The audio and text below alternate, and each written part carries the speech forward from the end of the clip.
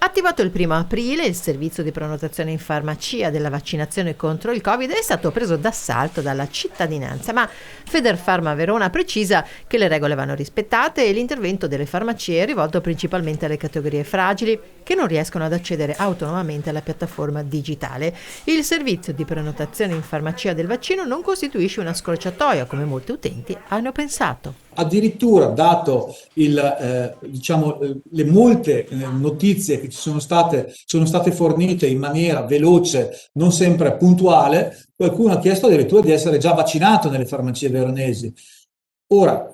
la pazienza dei colleghi è assolutamente doverosa in una situazione delicata e quindi si comprende qualsiasi tipo di richiesta, ci mancherebbe, però il nostro intento è far capire esattamente quello che può fornire la farmacia per velocizzare questa dinamica e per renderla più facile e fruibile alla popolazione. Una grande affluenza, soprattutto da parte degli anziani che hanno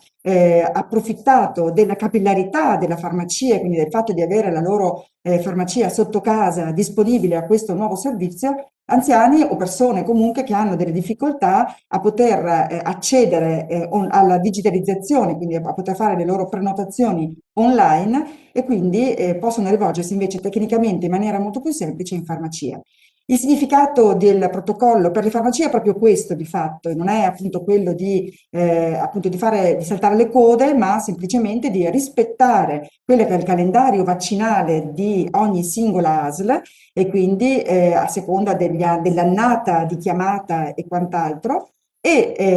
Sulla base di questo la farmacia può essere appunto un punto di riferimento capillarmente presente nel territorio proprio per quelle categorie più fragili e più diciamo in difficoltà nel poter appunto registrare non soltanto nel poter prenotare ma anche nel poter poi stampare la documentazione necessaria. Intanto per il 7 aprile è stato fissato un incontro tra la categoria e l'assessore alla sanità Manuela Lanzarin per mettere nero su bianco la loro trasformazione in vaccinatori, una prospettiva che ha fatto saltare sulla sedia i medici di medicina generale.